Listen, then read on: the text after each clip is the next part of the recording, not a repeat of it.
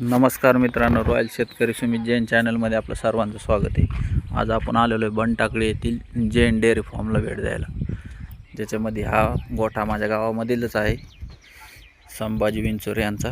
त्यांनी अशा अप्रतिम त्यांच्या गाई म्हशीसाठी गोठा बनवलेला आहे, ज्याच्यामध्ये ही जी जावण बनवलेली आहे त्याच्यामध्ये पाणी बी साठवले जातं आणि चारा बी टाकले जातं। अशी त्यांची छोट्याल्या वाघारी बघू शकता।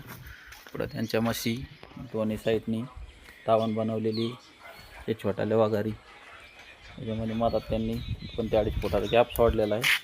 ही दावण बनवलेली पूर्ण ही जी कॉन्क्रीटची आहे,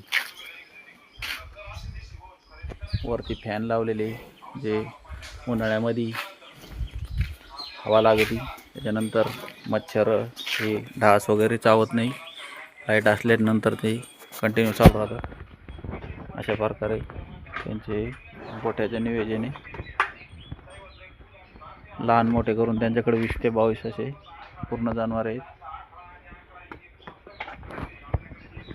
त्यांचा एक गोर आहे, त्याची पटाची तयारी चालू आहे त्यांची। एक गावरान गाय आहे, पूर्ण त्यांचे नियोजन केलेले आहे। हे छोटाले पशु बघू शकता, त्यामध्ये त्यांनी हे 8 फूट डिस्टन्स ठेवून ही एक गोमतीरासाठी स्पेशल नाली बनवलेली, जी गोठ्यामधून बाहेर जाते।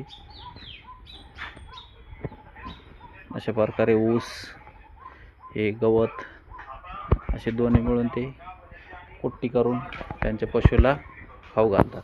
असे पूर्ण त्यांच्या गोठ्यामध्ये टोटल 8 फॅन बसून पूर्ण फिटिंग सहित एकदम परफेक्ट नियोजन केलेलं आहे। ते दिवसाला 2 वेळेस चारा टाकून पाणी कंटिन्यू पाणी भरून ठेवतात। चारा झाल्याच्या नंतर अशी ते ऊसाची आणि गवताची मिळून दोन्ही कुट्टी करतात आणि ही त्यांना 2 वेळेस वैरण देतात। ही त्यांची कुट्टी मशीन आहे, चाप कटर, त्याच्यामधून ते हे सर्व प्रकारचे कडबा, येडगवत, ऊस हे सगळं त्याच्यामधून काढले जाते। असं भरपूर प्रमाणात मोठ्या प्रमाणात त्यांनी एक शेड मारलेलं आहे, ज्याचं नाव आहे जैन डेअरी फार्म बनटाकळी।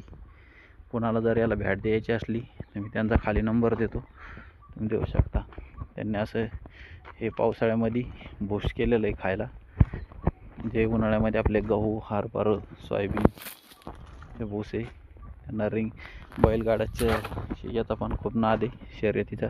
त्यांची बैलगाडी त्यांनी त्याला छकडं म्हणतात, असं भूस साठवून ठेवलेलं आहे। त्यांची वळई कडब्याची, ही बाजूला गवत बघू शकता। असं त्यांचा भरपूर मोठा गोठा आहे, जो तुम्हाला जालना